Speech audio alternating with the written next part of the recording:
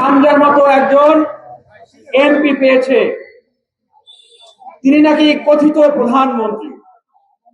কেনই না? কারণ ওনার ডান হাতে জামাত ইসলাম, বাম হাতে আওয়ামী লীগ, তাই না? যার ডান হাতে জামাত ইসলাম, বাম হাতে আওয়ামী লীগ, তিনি কি নিজেকে প্রধানমন্ত্রী মনে করবে না? আমরা তো আতঙ্কে আছি, কখন উনি নিজেকে সারা বাংলাদেশের প্রধানমন্ত্রী দাবি করে বসেন। আবার উনার নেটওয়ার্ক তো শুধু বাংলাদেশের সীমাবদ্ধ থাকে না, উনি বাংলাদেশের বাইরেও উনার নেটওয়ার্ক আছে। রাশ্মিকা মান্দানার কেমন চেহারা, কেমন রূপ, এগুলো নিয়েও তিনি গবেষণা করেন। তার মানে উনি কখন আবার সারা পৃথিবীর প্রধানমন্ত্রী ঘোষণা করে ফেলেন নিজেকে, তাও বলা যাচ্ছে না। যিনি হাজার হাজার মানুষের সামনে ঘোষণা দিয়েছেন তার 14 গোষ্ঠী আওয়ামী লীগ করেছে, আমরা মনে করি যে তার 14 গোষ্ঠী সেই কুষ্টিয়াতে থাকার কোন অধিকার নাই।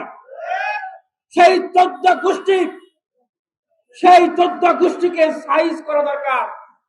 যে আওয়ামী লীগের 14 গোষ্ঠী নিয়ে তিনি নিজেকে প্রধানমন্ত্রী মনে করেন, তিনি কাউকে সম্মান করেন না, সবাইকে তুচ্ছ তাচ্ছিল্য করেন। তিনি বললেন গণ অধিকার পরিষদের সভাপতি সাধারণ সম্পাদক ছাড়া বাংলাদেশে আর নাকি নেতা কর্মী নাই। আর যদি নেতা কর্মী না থাকে তাহলে আপনি রাতে যে লাইভ করলেন, সংবাদ সম্মেলন করলেন, আপনার উপর তাহলে কারা হামলা করলো? উনি লাইভে এসে ডাহা মিথ্যা কথা বললেন। তো ভাগ্যটা ভালো যে টুপিটা নামিয়ে রেখে তিনি মিথ্যা কথাগুলো বলেছেন।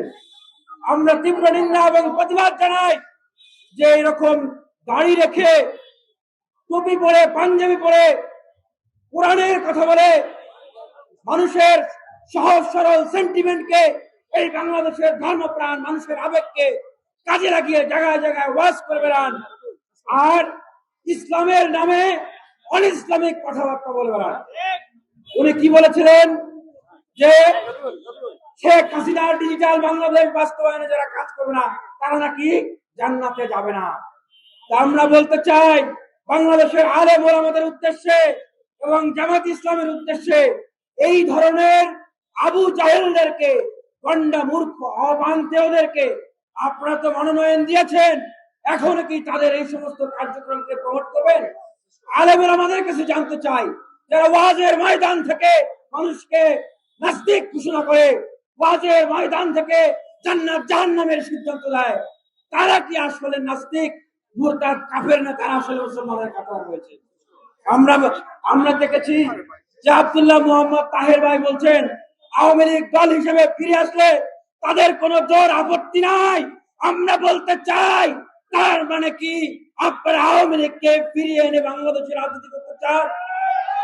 এই দেশের মানুষকে জুলাই সনদের নামে আপনারা ধোঁকা দিতে চান? ওসমান হাদির রক্তের সাথে আপনারা বেঈমানি করতে চান? স্পষ্ট কথা, আপনারা একদিকে আওয়ামী লীগকে ফিরিয়ে আনবেন দল হিসেবে, আর একদিকে রাজপথে ওসমান হাদি হত্যার বিচার করবেন, জুলাই সনদের বাস্তবায়নের কথা বলবেন। যে জুলাই সনদ আমেরিকা সেই আলী রিয়াজ স্যার এসে করে দিয়ে গেছে, তা হবে না। বাংলার মানুষ সচেতন। এই গণ অধিকার পরিষদ এই বাংলাদেশে স্বৈরাচারের রক্তচক্ষু ব্যক্তিরা জন্ম নিয়েছে। সুতরাং আমরা বলতে চাই আমির হামজাকে ক্ষমা চাইতে হবে, ক্ষতিপূরণ দিতে হবে, সন্ত্রাসীদেরকে গ্রেফতার করতে হবে, অন্যথায় বাংলাদেশে কোথাও আমরা তাকে বক্তব্য দেব না, তাকে অবাঞ্ছিত ঘোষণা করা হবে।